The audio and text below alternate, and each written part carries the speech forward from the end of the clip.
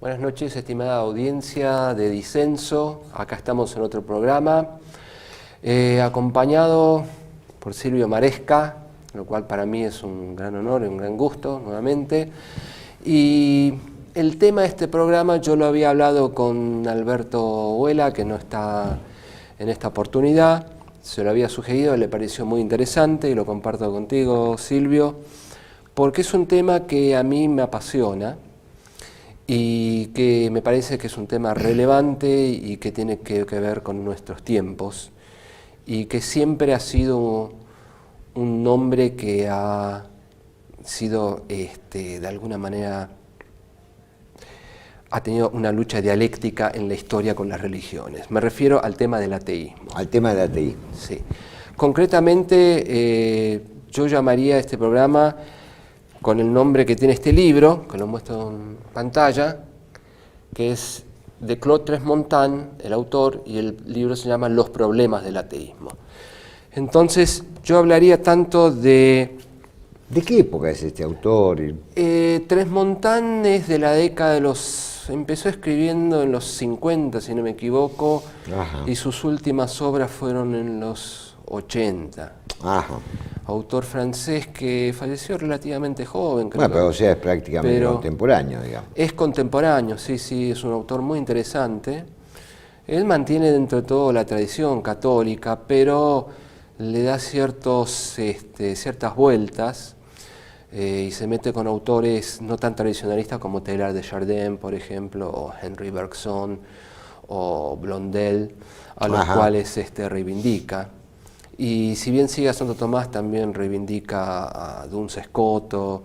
Es decir, tiene la facultad, esta cosa positiva de no quedarse solamente en un planteo filosófico de un determinado autor, sino también... No es un dogmático, No, digamos. no es un dogmático, sino también abrir el juego, siempre dentro de una visión realista, se podría decir, siempre dentro de esa visión o concepción, abrir el juego hacia las ciencias. Entonces él muchas veces intentó compatibilizar la filosofía cristiana con la física, la astrofísica, bueno, que la evolución. Es importante, ¿no? La Sí. religión no puede estar, por lo menos en Occidente, no puede estar darse de patadas con el desarrollo científico e incluso tecnológico, porque no...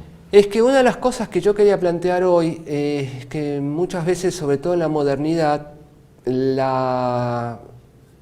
ateísmo se ha basado en las ciencias, mejor dicho, en un cierto cientificismo positivista. Ah, muy bien, no claro, es lo mismo. No, pero en los... Te agrego algo ahí para distraerte, sí. Espero no distraerte. No, dale. Porque es un tema muy preparado y estudiado por vos. Pero te quiero decir, yo tengo la opinión de que, por lo menos desde cierto ángulo, la ciencia moderna aumenta la enigmaticidad de lo real. A ver. No la hace desaparecer, la aumenta. Sí. Digo, porque al dejar de lado muchas visiones infantiles, si vos querés, de la realidad, ¿no? O supersticiosas, para decirlo en términos un poco iluministas, hace que lo real, digamos, el universo físico, si vos querés incluso, sea mucho más enigmático, porque por lo menos si somos medio kantianos sabemos que lo que dice la ciencia es nada más que lo que se muestra, lo que aparece, lo que puede el hombre más o menos inferir a partir de la matemática. Y después, ¿cómo sigue el asunto, no? Digo, sí. Se puede, no sé si soy claro, pero digo, se puede ver la ciencia moderna como que limpia, y al limpiar enigmatiza aún más. Sí. Otra cosa, como vos dijiste muy bien, es el cientificismo positivista, sí. que cree, en algunos casos, no porque todos, ¿no? Pero que cree que lo que dice la ciencia es lo real. Digo en algunos casos y no todos, porque los que Mach, por ejemplo, un positivista típico, o Ayer, luego en el neopositivismo, creen que en realidad la ciencia se remite a los contenidos sensoriales. Sí. Y no se pronuncia... En fin, no quiero seguir. Bueno, Mario Bunge, largo, ¿no? Sobre el cual se podría hacer un programa también, es un claro exponente de esa posición, ¿no? Absolutamente. Es un claro exponente. Pero bueno, Yo no quería hablar de Bunge en realidad hoy, pero con esa cosa jactante de criticar a todo el mundo, desde Heidegger, pasando por la fenomenología. Sí, bueno, él es un todos, neopositivista, ¿no? pero además de poco nivel, ¿no? De muy no poco es un nivel. Wittgenstein. No, por favor. Pero a lo que voy es a esto. La ciencia surge gracias, digamos, a una depuración que realiza el cristianismo con la crítica hacia cierto paganismo que considera idolátrico. Entonces ahí se da una primera desdivinización de un mundo en donde esos dioses eran dioses sacrificiales, por decirlo de una manera muy rápida. Sobre esto se podría hablar. Para mí no todo paganismo, y esto creo que coincidís conmigo, es negativo. Hay un paganismo que a mí me resulta muy interesante y que quizás habría que redescubrir hoy en día y que hace al mismo surgimiento del catolicismo como cultura y como religiosidad, ¿no? Como esta interacción del católico con el pagano, ¿no? Que después esto se haya ido por otro extremo y que Occidente mismo haya generado una aniquilación colonial despiadada es otra cuestión, pero muchas veces el mestizaje ha sido posible precisamente por la cuestión de esta interacción entre lo católico o cristiano en un sentido amplio y lo pagano. Ahora, ¿a qué voy con esto? Es que los grandes científicos, cuando digo grandes me refiero a un Galileo Galilei, a un Newton, a un Einstein, etc., no han sido ateos. No, para nada, en absoluto. La mayoría han sido creyentes, y no solamente han sido científicos, sino han sido filósofos y han sido teólogos. Newton creía que el espacio y el tiempo eran los sensorios de Dios, como Dios no tenía ni manos, ni ojos, ni nada. ¿Cómo se hacía presente a sí mismo, digamos, los objetos naturales? Y todos los objetos en general, a través del espacio y el tiempo. Bueno, eso lo explica muy bien Coiré, ¿no? Coiré, sí. El mundo cerrado del universo infinito, libro que recomiendo a nuestros televidentes. Fascinante. Libro que recomiendo muy especialmente, para ver toda esa evolución de cómo va cambiando la visión de la naturaleza, digamos. Sí, yo creo que uno no se puede licenciar en filosofía si no ha leído ese libro. No debería. Es un libro que realmente es muy recomendable, pero a lo que voy es a lo siguiente. Galileo, Leibniz, ¿no? Mismo, pero hasta el propio Einstein ha tenido una visión muy abierta. Aquello famoso de que Dios no juega los dados, ¿no? Aquello que Dios no juega. Tenemos que caer en autores como Hawking, ¿no? Stephen Hawking, en donde ahí sí ya hay un ateísmo asumido, no posiblemente sin contradicción. Ahora, lo interesante de esto es, y no me quiero ir del tema, a mí me gustaría plantear al menos 3 cuestiones en lo posible. La primera es cómo se ha dado históricamente el ateísmo, ¿no? ¿Cuáles han sido los filósofos ateos más relevantes y cuál es la contradicción, siguiendo a Claude Tresmontant, en la que cae el ateísmo? Segundo, me gustaría ver el aporte positivo que ha hecho el ateísmo. Estos autores como René Girard, por ejemplo, que falleció hace relativamente poco, destacan ciertos aportes de los ateos, diciendo como los ateos nos han hecho un gran favor porque de alguna manera regeneran el pensamiento religioso. Claro, Masú también señalaba eso. Masú también, Víctor Masú.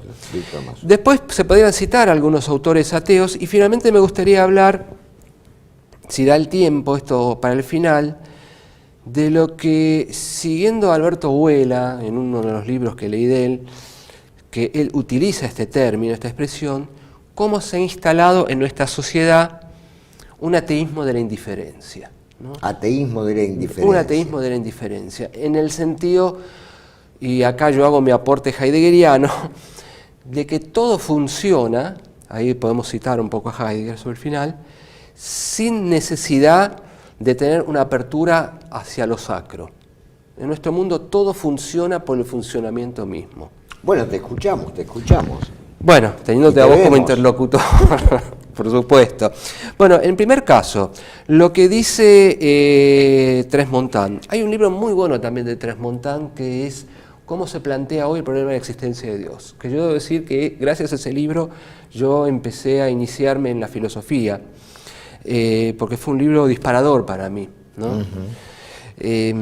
Porque ahí él demostró, y también en otros libros como este, Los problemas del ateísmo, que el ateísmo en sí, cuando intenta su camino de constructor va bien, pero cuando intenta autofundamentarse recae en contradicciones que son insostenibles prácticamente, ¿no? Ajá. ¿Cómo ser? A ver. Como ser, por ejemplo, el materialismo marxista, que tan en boga ha estado y que todavía muchos reivindican. Más de uno. Sí, y que está instalado como una atmósfera en nuestra sociedad. Exacto. Y todavía ser progre significa ser marxista.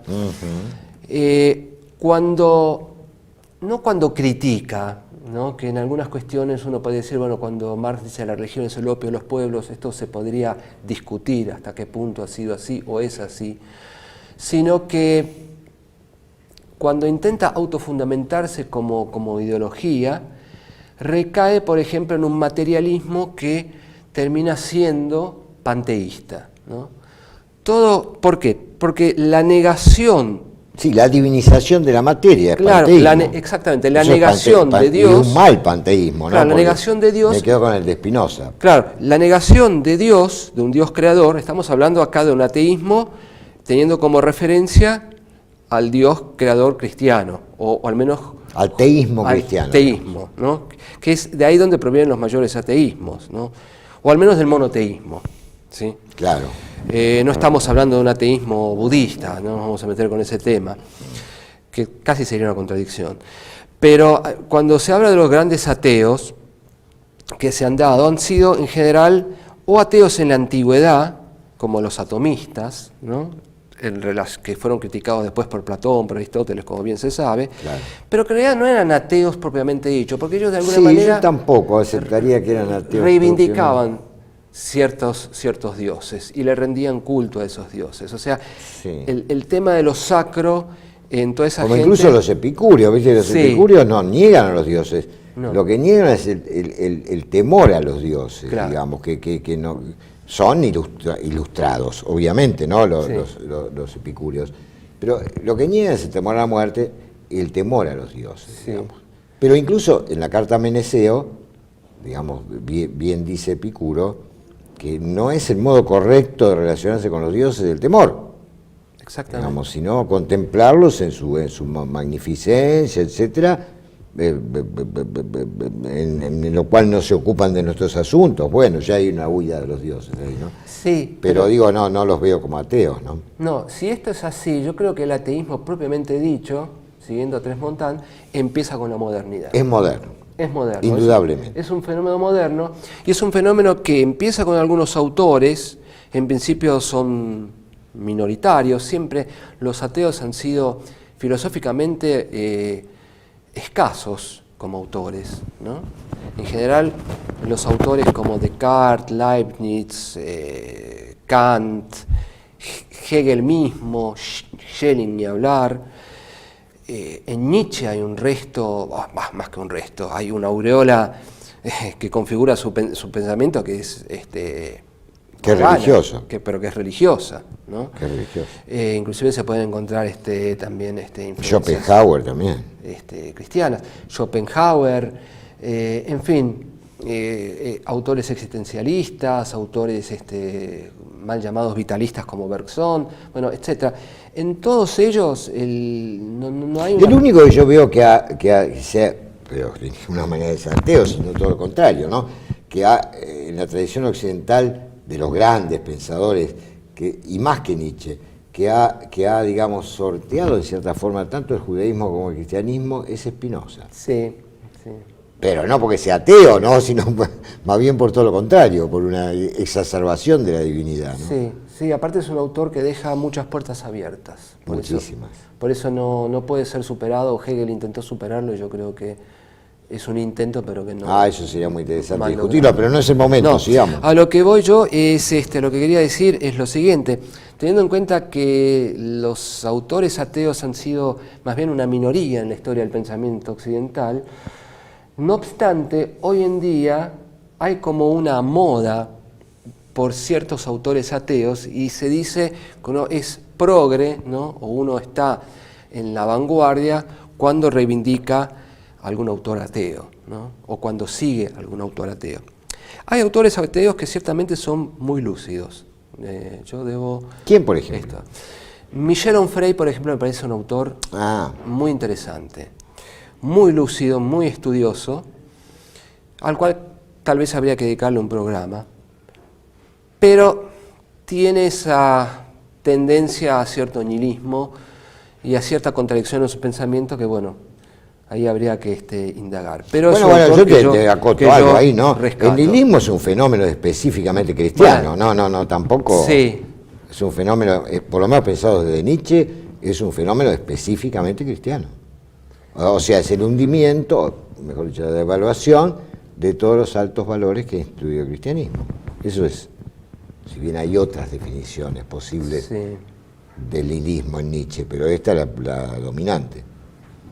Así que el nihilismo en ese sentido, bueno, creo que él dice por ahí, ¿no? También, que el ateísmo es un fenómeno específicamente cristiano. Porque Nietzsche nunca se consideró ateo.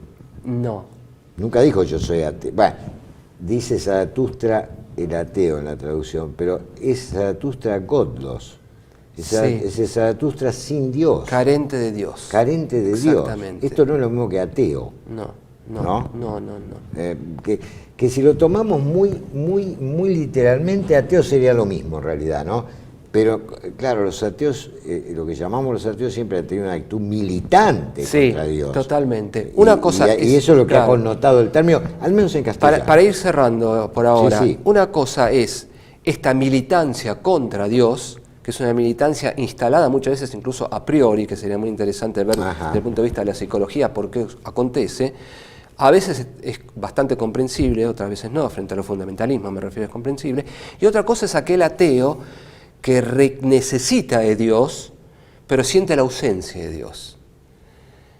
Estamos en un mundo desacralizado donde todo funciona, como dije al comienzo, pero hay como una necesidad de Dios que se muestra en la ausencia divina, ¿no? Y ahí yo instalaría, o pondría, mejor dicho, a Nietzsche y a Heidegger como referentes así arquetípicos, ¿no?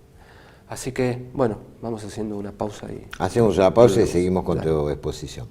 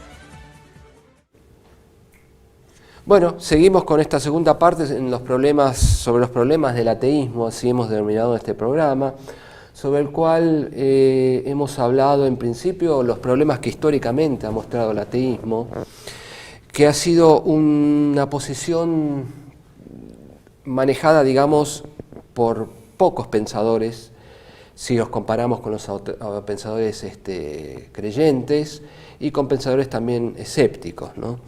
Los ateos no son tantos.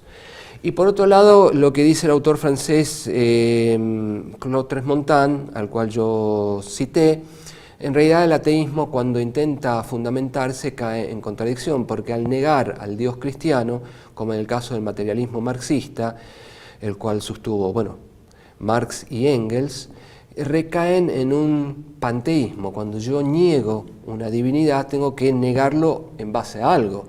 Yo niego al Dios creador, pero ¿a qué me atengo? A la materia, al mundo material. Entonces ahí aparece, digamos, el universo con todos esos atributos que tenía Dios: infinito, eterno, ¿no? Omniabarcante, indestructible. Sí, ya antes te digo Feuerbach, ¿no es cierto? Sí. Ya antes sí. Feuerbach, del cual mamó el joven Marx. Sí, ¿no? totalmente. Que dice, no, todo lo que se le ha atribuido a Dios, en realidad debe el hombre atribuírselo a sí mismo. Y entonces lo que hace es divinizar al hombre. Sí. Lo cual es absolutamente absurdo, divinizar Sí, al sí, hombre. sí, Francamente es absurdo, porque se supone que si hay una divinidad o divinidades, deberían tener cualidades superiores a las humanas. Sí, sí, aparte es una divinización trucha, digamos. Sí, absolutamente. De alguna manera con poca fuerza ontológica, metafísica. Pero te digo, en Marx, no sé si en Engels, pero en Marx esa divinización del hombre está. Sí. No solamente de la materia, del hombre. Porque esa idea de que el hombre tiene una esencia en el fondo incorrupta y que ha sido la cultura rusoniana, ¿no? La visión, y que ha sido la cultura capitalista o la propiedad privada, en definitiva, la que lo ha pervertido, y entonces la enajenación, y que puede volver desde ahí a recuperar su esencia humana y crear la confraternidad de todos los hombres que se aman los unos a los otros, etcétera, etcétera. Está la divinización del hombre, porque el hombre no es tan bueno, ¿eh? No, por supuesto. No somos tan bonitos. No, aparte es un enfoque demasiado ingenuamente optimista, ¿no? Suponer Sí, bueno, que va a desaparecer la lucha de clases, el comunismo instalado, bueno, que ha dado muestras que esto no se ha sostenido históricamente. Sí, lástima que con tantos cadáveres, ¿no?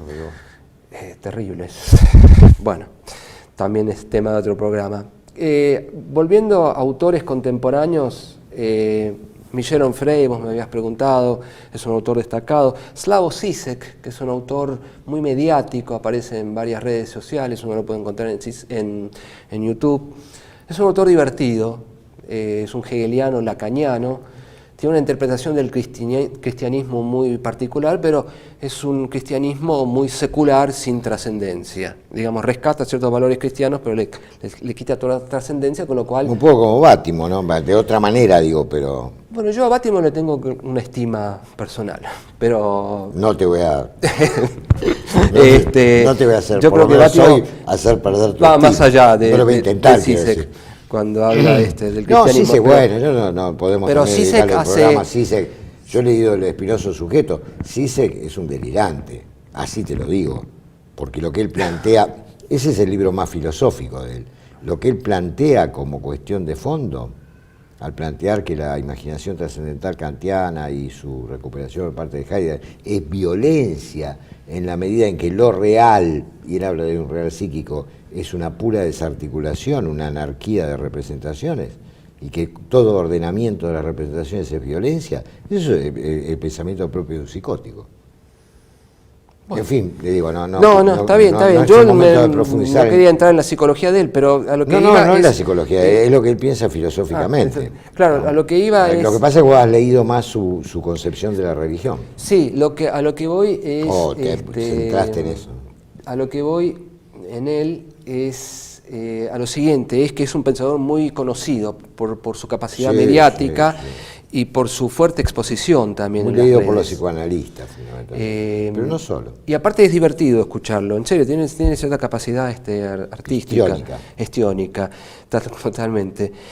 Richard Rorty, un posmoderno también, pero Rorty tiene una cosa interesante porque él dice que él no tiene oído musical para la religión. Él no tiene, pero he dicho, oído religioso. Así dice, como hay gente que no tiene oído musical, él no tiene oído religioso. Con lo cual, reconoce su liberal, ¿no? En el sentido norteamericano del término, ¿no? Entonces, una amplitud. Bueno, Stephen Hawking lo habíamos citado, Richard Dawkins también es otro, Peter Singer. Yo le tengo estima a Peter Singer porque su crítica a la religión, sobre todo católica, pasa por la cuestión del mal, ¿no? Él es muy sensible al sufrimiento animal, de hecho ha escrito un libro formidable, ¿no? Que se llama Animal Liberation, Liberación Animal, que habla de las torturas hacia los animales, bueno, el descuido de todo esto. Ahora, en lo que yo quería centrarme, para mí el filósofo, en ese sentido, ateo más coherente, el que he encontrado, ha sido Jean-Paul Sartre. Porque finalmente su pensamiento reivindica un mundo que es absurdo, ¿no? Y no me refiero tanto al ser en la nada. A la náusea. Exacto. La mejor obra de él. Sí, sí. Ser en la nada es un embolio. Sí, no, es un engendro, ¿no? Es un engendro. Bueno, el otro día también podemos... Pero para mí la única obra válida de él, lo digo así, es la única obra válida, es la náusea. La náusea es formidable porque muestra precisamente lo absurdo del mundo, esta cuestión del protagonista que de repente tiene como una especie de iluminación, por decirlo de alguna manera, y se encuentra que él está de más, ¿no? Y que todo está de más. Entonces este mundo absurdo, si uno es realmente ateo, deriva en esto, en la absurdez del mundo. El problema es que él nunca justifica esta absurdez, sino que parte de esta experiencia del absurdo, que no deja de ser de alguna manera una experiencia mística, a mi entender. Entonces ahí también recae una contradicción. Pero bueno, esto es un tema que dejo abierto. Una experiencia mística. Simplemente sí, yo creo que sí. Simplemente quiero decir que para mí Sartre es un autor, en ese sentido, más interesante que los anteriores, ¿no? Y en Camus, sobre todo en el mito de Sísifo, ¿no encontrás algo similar también, con el extranjero? Sí, también. Bueno, esa es toda una atmósfera existencialista que se vive en aquella época. Claro, ¿no? El existencialismo ateo, digamos, sí. ¿no? Porque también hubo del otro. Sí, por supuesto. Bueno, Marcel y Jaspers y Heidegger, que no es existencial. Berdiev, bueno, un autor interesantísimo. Habría que rescatarlo, Berdiev. En fin. Nos vamos por las ramas y entramos en todos estos autores, pero a lo que voy yo es que me parece que hay un tipo de ateísmo que ya ha sido, que ya no se sostiene más. Este ateísmo militante, marxista, ya ha caído en desuso, ya ha sido contradicho. El comunismo mismo ya ha caído. Pero escúchame una cosa, Ricardo, de alguna manera no fue una, digamos, voy a decirlo de un modo muy antipático, una sustitución de bajo nivel a nivel de una mentalidad obrera, el marxismo tomado como una religión. Es decir, no, en una palabra, los sectores subordinados de la sociedad en un determinado momento de la historia, sobre todo en el contexto europeo, no tomaron el marxismo como religión porque estaba más a su alcance que la complejidad, digamos, de la religión cristiana. Sí. Porque además la religiosidad marxista no deja de ser una forma de cristianismo degradado. Sí. Como son las ideologías. Pero me refiero en Occidente. Que eso en su no momento. sé si fui muy claro. Claro, pero... no, sí, totalmente. Yo estoy pensando en figuras como Lenin o como Stalin mismo. Bueno, Stalin, el gran asesino del siglo XX. Así es. Peor que Hitler. Peor que Hitler. Peor más, que Hitler. Me animaría a decir mucho peor. Peor que Hitler. Hay que decirlo 10 veces. Bueno, y extrañamente ignorado su cualidad de asesino, ¿no? Se habla mucho, se ha dicho cientos de películas en Hollywood contra el nacionalsocialismo. Está bien, perfecto, pero contra el stalinismo, que mató igual o más cantidad de gente que coincidimos nazismo, con vos. Y porque los intelectuales son de izquierda en general. Bueno, pero a lo que voy yo... Le han perdonado todo a Stalin. Y se lo siguen perdonando. Y lamentablemente sí, pero a lo que voy es a lo siguiente.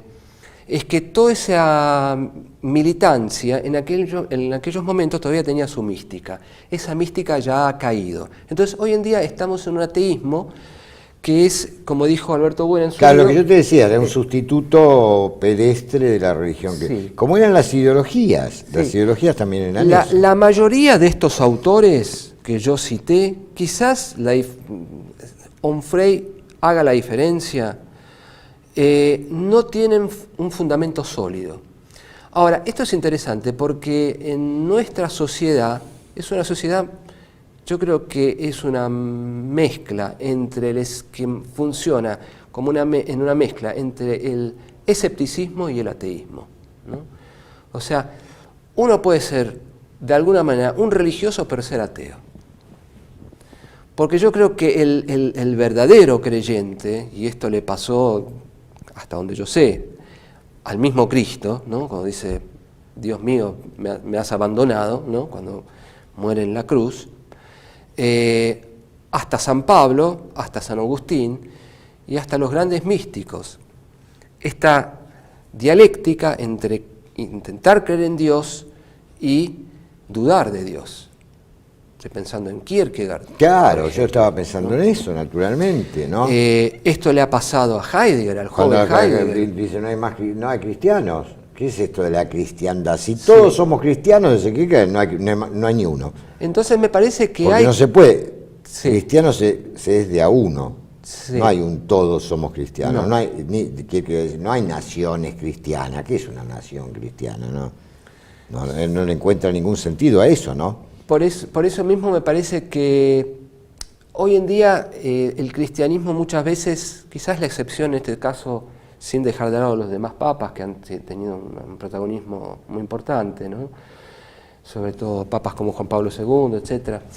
Pero Francisco, de alguna manera, nuestro actual papa, intenta con algunos discursos y con algunos gestos mostrar esta actitud bien existencial del cristianismo, ¿no? Pero explícame eso de la indiferencia, ¿cómo era eso? Yo creo que acá... La idea de abuela, de nuestra ausente, ¿vale? Sí, esto él lo nombra precisamente en un libro, por eso nos cité a Francisco, en un libro que escribe sobre la religión católica y cita a Francisco, que es uno de sus últimos libros, si no es el último, que en este momento me olvidé el título, pero bueno, no importa, habla del ateísmo y la indiferencia, ¿no? Y yo me puse a pensar cómo nuestras sociedades tecnologizadas, que funcionan a base de este discurso, a base de este ritmo de la tecnociencia, de esta concepción unidimensional, ¿no? En la cual Heidegger, en su último reportaje a Der Spiegel en el año 66, que fue publicado 10 años después, hizo mención, después voy a citarlo al final, digo, cómo nuestras sociedades funcionan sobre un fundamento prácticamente ateo, ¿no? Digamos que Dios sería como algo añadido en todo Bueno, caso. como un visitante molesto, quizás. Como un visitante molesto. Que me acaba de ocurrir, ¿no? Por no decir un extraño, Claro. ¿no? Muchas veces. Y esto a veces también es muy difícil de evitar, porque también una religión que intenta imponerse también fracasa y también resulta ser atea. Me refiero, este tipo de religiosidad que intenta imponer un catolicismo rígido, ¿no?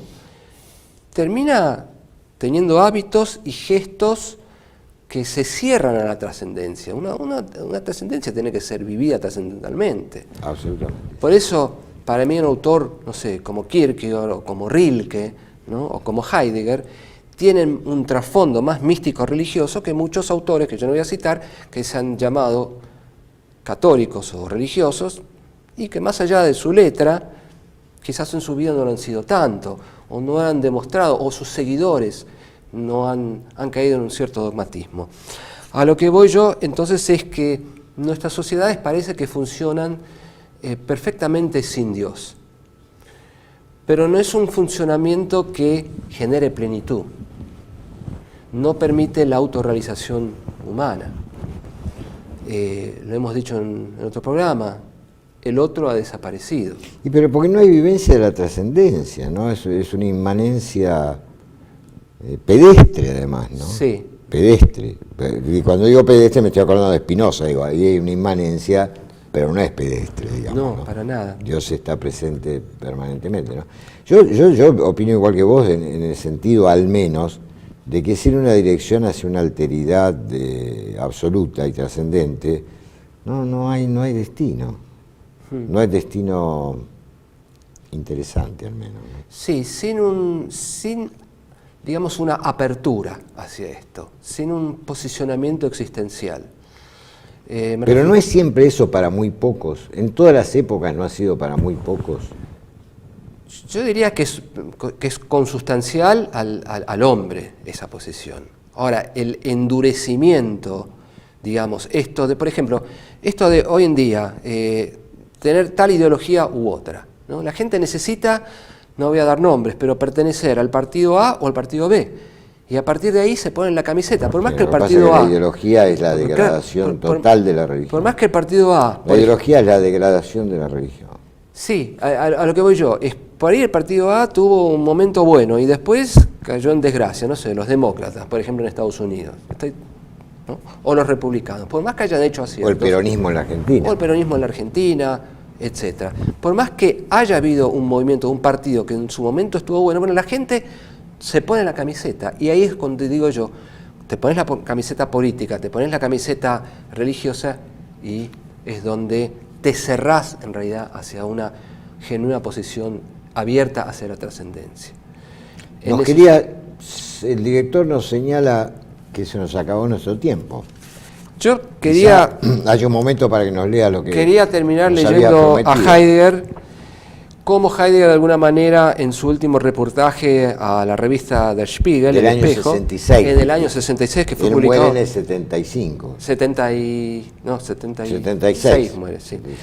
Cuando 10 años después, en el año 76, el año de su fallecimiento, le hacen una entrevista y él dice: todo funciona, esto es lo que es ciertamente inquietante, que eso funciona y que el funcionamiento entraña siempre un nuevo funcionamiento y que la técnica arranca siempre más hondo al hombre de la tierra, lo desenraiza.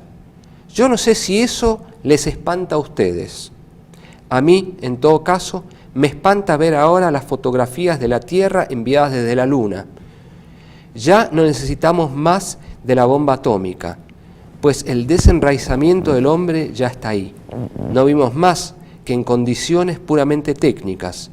Ya no es más una tierra sobre la cual el hombre vive hoy en día. Bueno, eso es lo que yo te decía. Me parece fascinante. De acuerdo, en relación, digo, al vaciamiento cartesiano, al vaciamiento consumado del hombre actual, digamos, que implica, por supuesto, el desarraigo y que implica intentar planificarse a través de distintos consumos, entre ellos, de uno que hablamos en un programa anterior, las drogas. Exactamente.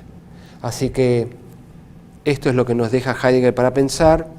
Simplemente quisimos acá aludir al fenómeno del ateísmo, diciendo bueno, que hoy en día el ateísmo ya no es algo que sea liberador para el hombre, me parece a mí, porque se ha transformado en una ideología que de alguna manera es la ideología imperante. Ya sabemos que en este tipo de sociedades unidimensionales el hombre no tiene ningún destino planetario. El ateísmo de la indiferencia. El ateísmo de la indiferencia. Porque vos decías que el otro militante algunas cosas ayudó a depurar. El ateísmo militante me parece que ha sido en algunos aspectos positivo para el depuramiento de la propia religión. Y los mal llamados ateos, que en realidad son nostálgicos de Dios, como dijimos antes, como Nietzsche, como Heidegger y otros, en el fondo lo que añoran es, o se dan cuenta que vivimos en un mundo desarraigado y desacralizado, en donde esta ausencia de Dios es la que ellos sienten, ¿no? Ricardo, un gusto haber compartido esta charla. Igualmente con vos, Buenas Silvio, noches a todos. y esperemos que haya... Hasta la próxima. Que haya despertado ciertas inquietudes.